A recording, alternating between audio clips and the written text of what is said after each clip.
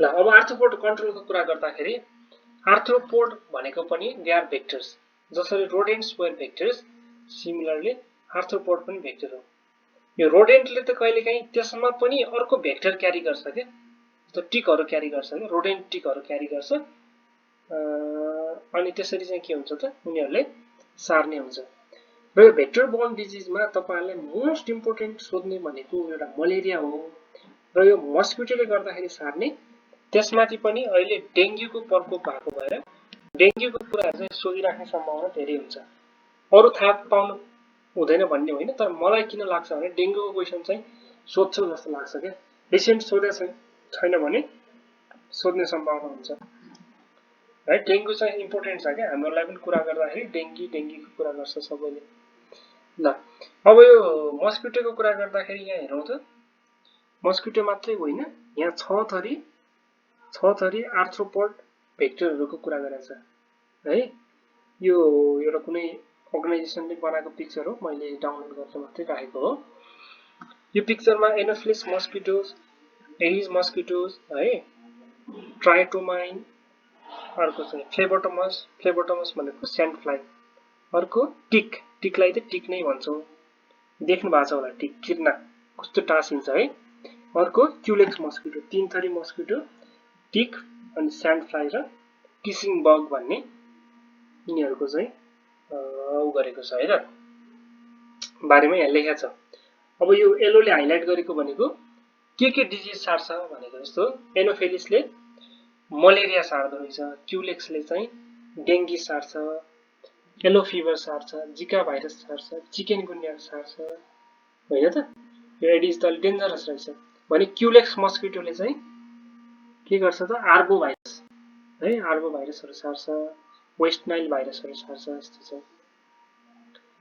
Similarly अरूहरुको कुरा पनि यहाँ लेखेको छ, जस्तो किसिङ बगले चाहिँ के सार्दो रहेछ त, चागास डिजिज भन्ने सार्दो रहेछ हो। फ्लेबोटोमस स्यान्ड फ्लाइले लेशमानियासिस सार्छ है, इम्पोर्टेन्ट एक्जाममा सोध्छ। त्यो बाहेक सन्पुरा भाइरस भन्ने है, फ्लेबो भाइरस भन्ने छ एउटा, त्यसरी सार्छ। अनि टिकले त अब धेरै कुराहरु सार्छ, त्यो मध्ये बेबिनियोसिस भयो है, टुलरेरिया भयो, लाइम डिजिज भयो है, एनाप्लाज्मोसिस भयो, यो पनि इम्पोर्टेन्ट छ। ओके, अर्को चाहिँ अरु चाहिँ यहाँ यतापट्टि लेखेको छ हेरौँ त, राइट साइडको टेबलमा पनि छ। जस्तो ब्ल्याक फ्लाइ, लास्टबाट हेरौँ न, मस्किटोले फाइलेरियासिस पनि सार्ने भयो हो, फाइलेरियासिस सार्ने भयो क्युलेक्सले, यो क्युलेक्स मस्किटोले है।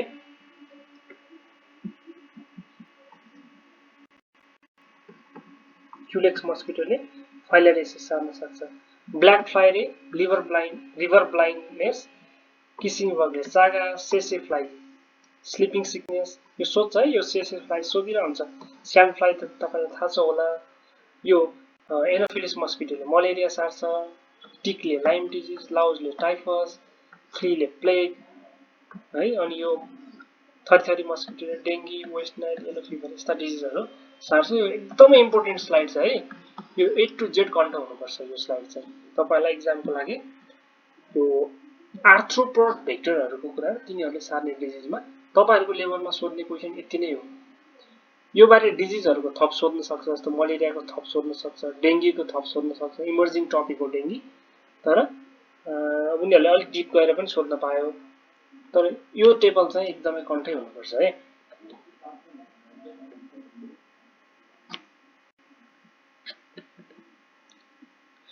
अब यो सँगसँगै हामीले कनेक्टेड भएर भेक्टर कन्ट्रोलको कुरा पनि अथवा भेक्टर कन्ट्रोल मेथडको कुराहरु पनि आउँछ।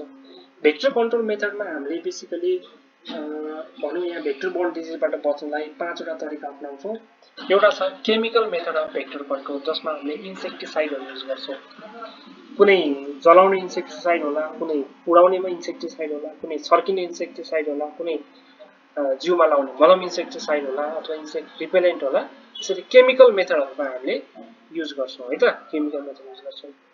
बेसिकली हामीले यहाँ चाहिँ किलिङको कुरा गरेको है त, यो किलिङको कुरा गरेको। अर्को पोल्युसन कन्ट्रोल, जहाँ पोल्युसन त्यहाँ अभियसली डिफ्रेन्ट खाले भेक्टरहरु आउन सक्छ। मस्किटो पनि फोर्थ भइतिरै आउँछ है, टिक, माइटहरु, स्यान्ड फ्लाइहरु, सेसे फ्लाइहरु सबै डर्टी इन्भाइरोमेन्ट है त्यस्तोमा आउने सम्भावना हुन्छ। अर्को भनेको ब्रिडिङ साइट कन्ट्रोल, स्पेसल्ली अब डिफ्रेन्टको डिफ्रेन्ट ब्रिडिङ साइट छ, तर मस्किटोको लागि चाहिँ हाम्रो के छ त वाटर नै हो है त। यो जमेको पानी स्ट्याग्नेन्ट वाटरलाई चाहिँ एकदमै कन्ट्रोल गर्नु पर्यो। यो चाइनाहरूले कसले जेनेटिक मेथड पनि युज गरेको छ। उनीहरूले के गर्दो रहेछ भनेपछि जेनेटिकली मोडिफाइड ब्रिडहरू बनाउँदो रहेछ। त्यो जेनेटिकली मोडिफाइड ब्रिडले जब अफस्प्रिङ बनाउँछ त्यो अफस्प्रिङ्स आर स्टेराइल हैन, तिनीहरूले they cannot give new offspring. त्यसरी लार्ज अमाउन्ट अफ त्यस्तो जेनेटिकली मोडिफाइड मस्किटोहरू मार्केटमा भनेको इन्भाइरोमेन्टमा पठायो भने उनीहरूले स्टेराइल अथवा रिप्रोडक्सन गर्न नसक्ने अफस्प्रिङ बनाउँदाखेरि उनीहरूको वंशनाश भएर के हुन्छ त उनीहरूले थप के पनि गर्न सक्दैन है। अर्को के छ, अर्को चाहिँ अब इन्सेक्ट बाइटबाट बच्नु पर्यो। यो त वरिपरि सराउन्डिङमा कन्ट्रोलको कुरा हो। अब बाइटबाटै कसरी बच्ने भनेपछि बाइटबाट बच्नलाई पनि डिफ्रेन्ट मेथडहरू छन्, जस्तो केमिकल मेथड, केमिकल रिपेलेन्टहरू, हामीले धुप बाल्छौँ होइन, बिजुलीबाट चल्नेवाला छ, त्यसरी नै जिउमा लाउने मलमहरू होला है, बाहिर बाल्ने के होला, त्यस्तो कुराहरू हुन्छ। अर्को मेकानिकल नेटहरू भयो है, अनि कहिलेकाहीँ चाहिँ यो इलेक्ट्रिकल पनि इलेक्ट्रिकल ऱ्याकेट जस्तो नेटहरू पनि आउँछ, जसमा चाहिँ मस्किटोहरू टाँसिने बित्तिकै मर्छ। यो मस्किटोलाई मात्रै नसोचौँ, अलिकति ब्रोड स्पेक्ट्रम सोधौँ, अरू आर्थ्रोपोडहरू पनि सोचौँ। फ्यानको कुरा, फ्यान लगायो भने स्पेसली मस्किटो अथवा उड्ने खाले आर्थ्रोपोडहरूबाट बच्न सक्ने हो। कपडा लगायो भने उनीहरू टोक्न पाउँदैन। टाइम कन्ट्रोलको कुरा, स्पेसली मस्किटोमा डिफ्रेन्ट थरी मस्किटोले डिफ्रेन्ट टाइममा काट्छ, कसैले बेलुकातिर काट्छ, कसैले बिहानतिर काट्छ, कसैले दिउँसै पनि टोक्छ हो। त्यसरी टोक्ने मस्किटोहरूको टाइमिङ फरक छ, त्यो टाइम अनुसार हामीले बचेर बस्न सक्छौँ है। यसरी हामीले आर्थ्रोपोड भेक्टरहरू है, आर्थ्रोपोड भेक्टरहरू तिनीहरूबाट सर्ने डिजिजहरूबाट बच्न सक्छौँ। तपाईलाई फेरि भन्छु म, यो भिडियो आउँछ, भिडियो पज गर्नु होला है। भिडियो यो स्क्रिनमा पज गरेर तपाईहरुलाई मैले यो स्क्रिन चाहिँ कन्ट्रोल गर्न भन्छु है त। यो स्क्रिन एकदमै कन्ट्रोल गर्नुपर्छ। यो किन इम्पोर्टेन्ट छ भने एक्जाममा क्वेशन यहाँबाट पर्ने सम्भावना धेरै, जुन क्वेशन पनि सोध्न पायो यसमा हिसाबै गर्ने हो भने पनि कमसेकम 15 वटा क्वेशन बन्ने हो। ओके, धेरै याद छ होला, अरु बाँकी चाहिँ याद गर्नुहोस्, अनि त्यही अनुसार हाम्रो क्वेशनहरु सोध्ने सम्भावना हुन्छ है। ओके, अब तपाईहरुलाई के क्वेशन छ, के क्वेरी छ भने please feel free to ask.